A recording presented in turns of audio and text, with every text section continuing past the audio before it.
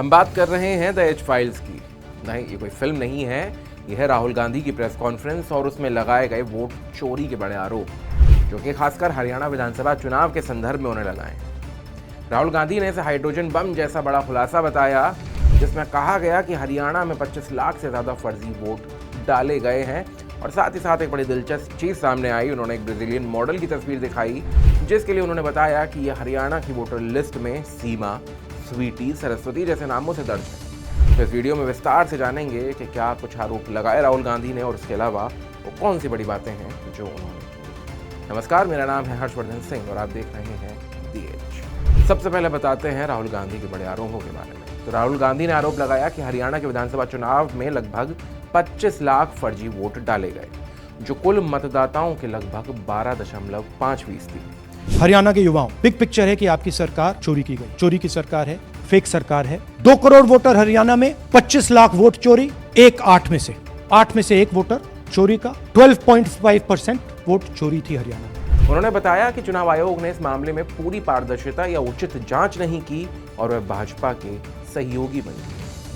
उन्होंने एक बार फिर जोर दिया कि चुनाव आयोग फर्जी वोट सूचियों से डुप्लीकेट मतदाताओं को हटाने में विफल रहा है, जबकि टेक्नोलॉजी से ऐसा करना संभव था।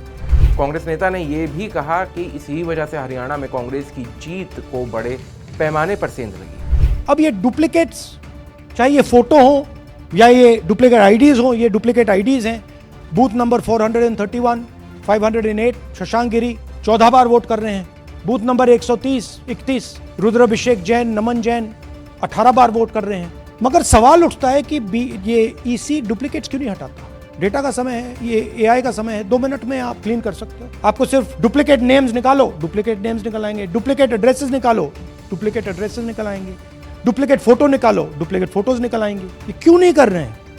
क्योंकि ये बीजेपी की मदद कर रहे हैं, सिस्टमैटिकली वोट चोरी करवा रहे हैं। अब बताते हैं आपको ये ब्राजीलियन मॉडल का क्या किस्सा है। तो राहुल गांधी ने उदाहरण के तौर पर हरियाणा की मतदाता सूची में ब्राजीलियन मॉडल की एक फोटो दिखाई, जिसे सीमा, स्वीटी, सरस्वती जैसे अलग अलग नामों से वोटर सूची में दर्ज किया गया, जिस पर उन्होंने दावा किया कि ये साफ करता है कि वोटर सूचियों में कितनी गड़बड़ी है और किस हद तक फर्जीवाड़ा हुआ है। अब मैं आपसे पूछना चाहता हूं और हरियाणा के युवाओं से पूछना चाहता हूं, हरियाणा की जनता से पूछना चाहता हूं कि ये कौन है, इसकी एज क्या है, ये कहां की है, इसका नाम क्या है। ये आपको बता सकता हूं, कभी इसका नाम सीमा, कभी स्वीटी, कभी सरस्वती। 22 बार हरियाणा के युवा, अच्छी तरह सुनिए, 22 बार 10 बूथ में इसको वोट देने का मौका मिलता है। 22 बार 10 बूथ में राय असेंबली में वोटर लिस्ट पे है। कहां की है? ब्राजील की है। हरियाणा की नहीं है, हिंदुस्तान की नहीं है, ब्राजील की है, मॉडल है। जिसके बाद राहुल गांधी ने चेतावनी दी कि चुनाव आयोग भाजपा के साथ मिलकर कांग्रेस को चुनावों में हार दिलाने का षड्यंत्र रच रहा है। उन्होंने बताया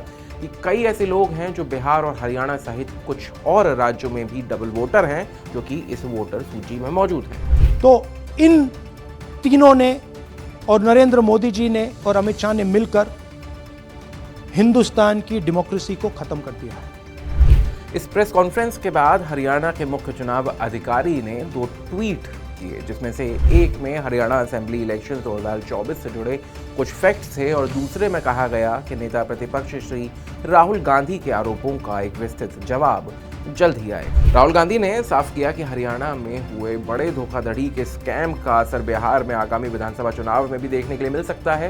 कांग्रेस पार्टी ने चेतावनी दी है कि बिहार में भी मतदाता सूचियों की समीक्षा न की गई तो वही हालात वहां भी बन सकते हैं। और अब यही सिस्टम जो हरियाणा में लागू हुआ, उससे पहले महाराष्ट्र में, मध्य प्रदेश में, छत्तीसगढ़ में यही सिस्टम बिहार में लागू होगा। साथ ही राहुल गांधी ने चुनाव आयोग के मुख्य चुनाव आयुक्त गणेश कुमार के इस दावे का खंडन किया, जिसमें उन्होंने कहा था कि हाउस नंबर 0 वाले वोट फर्जी नहीं है, बल्कि वे बेघर या बिना पते वाले लोग हैं।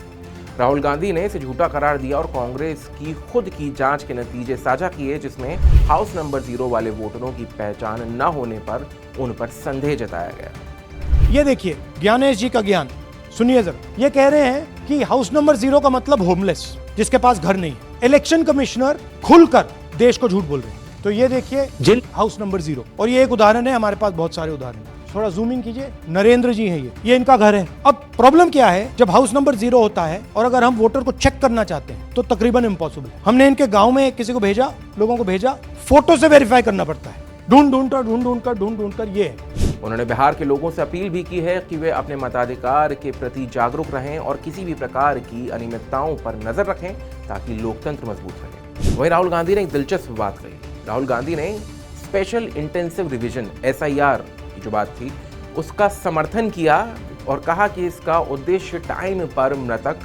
प्रवासित या डुप्लीकेट मतदाताओं को सूची से हटाना है। वहीं साथ ही उन्होंने ये भी कहा कि ये योजना सही मायने में लागू की ही नहीं गई, जिसके परिणाम स्वरूप चुनाव परिणाम प्रभावित हुए हैं। तो राहुल गांधी का ये खुलासा राजनीतिक हलकों में भी चर्चा का विषय बना हुआ है। विपक्ष ने इसे लोकतंत्र की सुरक्षा का मुद्दा बताया और कहा कि इस पर सख्त कार्रवाई होनी चाहिए। वहीं सत्ता पक्ष इसे राजनीतिक षड्यंत्र बता रहा है। राव नरेंद्र सिंह, उन्होंने कहा कि वहां तालमेल ही नहीं है ग्रास रूट में कांग्रेस पार्टी का, कैसे जीत सकते हैं? जब उनके नेता, कांग्रेस के नेता ही कह रहे हैं कि वो अपने वजह से हारे हैं और यहाँ राहुल गांधी कह रहे हैं वोट चोरी हो गया, इलेक्शन कमीशन को गाली दे रहे हैं। इस तरीके के आप बात करेंगे तो कौन विश्वास करेंगे? बार बार चुनाव हारने के बाद भी सबक नहीं सीखते हैं। कांग्रेस के कई नेता हमसे मिले हैं, बहुत दुखी है। वो कह रहे हैं कि राहुल गांधी जब तक उनका नेता रहेगा कांग्रेस जीत नहीं सकते और वो EVM को गाली दे रहे हैं। तो चुनावी प्रक्रिया में ईमानदारी लोकतंत्र की नींव है। वहीं दूसरी तरफ राहुल गांधी के वोट चोरी के आरोप हैं। अब क्या इसके बाद ये नींव और मजबूत होती है या फिर कोई और कार्रवाई, ये तो खैर आने वाला वक्त ही बताएगा। बाकी आप भी हमें बता सकते हैं आपकी क्या राय है कमेंट बॉक्स में। साथ ही ये वीडियो आपको कैसी लगी आप हमें ये भी बता सकते हैं। अगर वीडियो अच्छा लगा हो तो इसे लाइक करें, अपनों के साथ शेयर करें और ऐसे ही वीडियोस को लगातार देखते रहने के लिए DH को फॉलो और सब्सक्राइब करना ना भूलें।